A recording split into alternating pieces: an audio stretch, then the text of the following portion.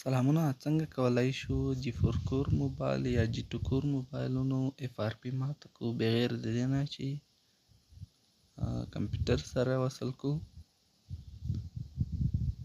بعضې وخت داسې پیښیږي چې موبایل چارج ځای، مثال کوم چې کمپیوټر سره وصلیږي یا USB پورټ یې چې خراب وي، نو په دې خاطر باندې بیا نو کمپیوټر سره خو نه وصلیږي، مجبور یو دا طریقه پې وکړو.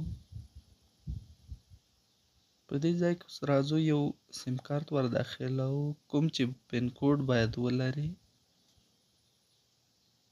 په عادي سیم کارت نه کېږي، سیم کارت باید پین کوډ ولري. پین کوډ تاسو خپله ورته سیټ کولی شئ. سیم کارت مو چې کله ور داخل کو، په ښي برخه کې تاسو ته ښکاري کوم د وکتور علامه چې راځي،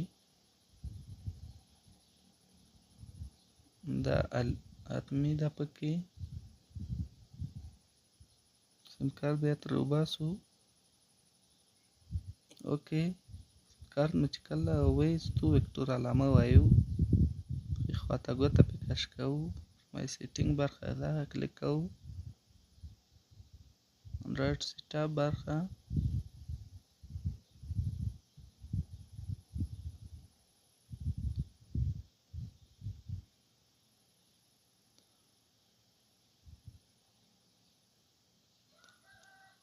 انسټنټ اپ دا برخه سوالي علامه وایو.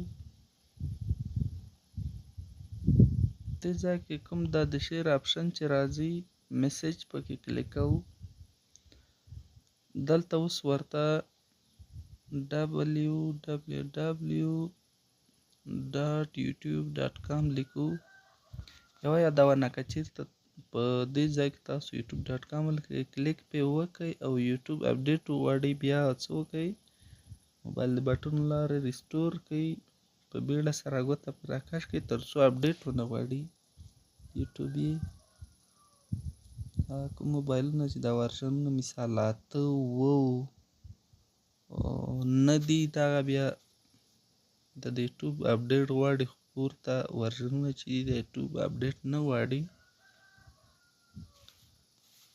ګوګل مو سرچ کړو، دلته اوس adroom.com ځکه سرچ شوو چې د موبایل بعض سیټینګو ته موږ تاسو بیایي.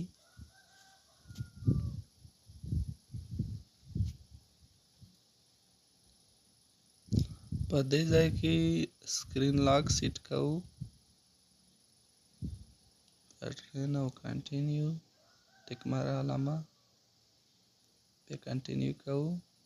دا په دې معنا چې کوډ یې واخیستو، که چېرته کوډ وانخلي بیا په خپل سر د دې ځای نه وځي. اوس راځو موبایل یو ځل بیا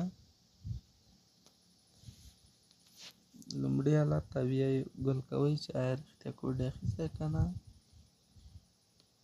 بلکل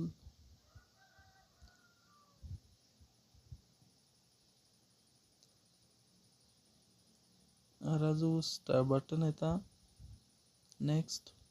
وای فای باید وصل وي، بغیر د وای فای نه بیا کار نه کوي. چیکینګ فور اپډیټس، جسټ ا سیکنډ، چیک انفارمیشن. دلته اوس کوم ټک ماره علامه چې مخکې ورکړې اوس ورکوو.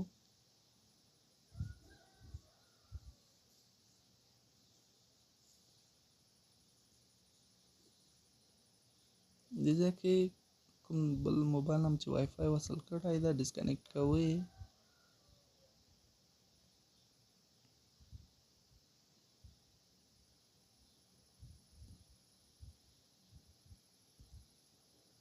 نیکسټ، بیا نیکسټ، بیا اکسپټ، آل ډن.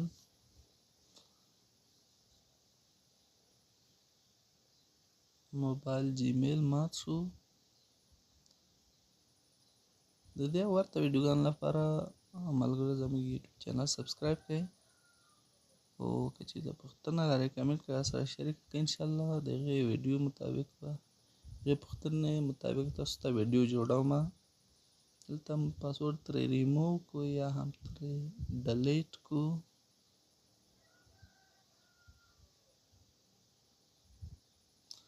تر بیا ښې سیارې ښه وخت ولرئ.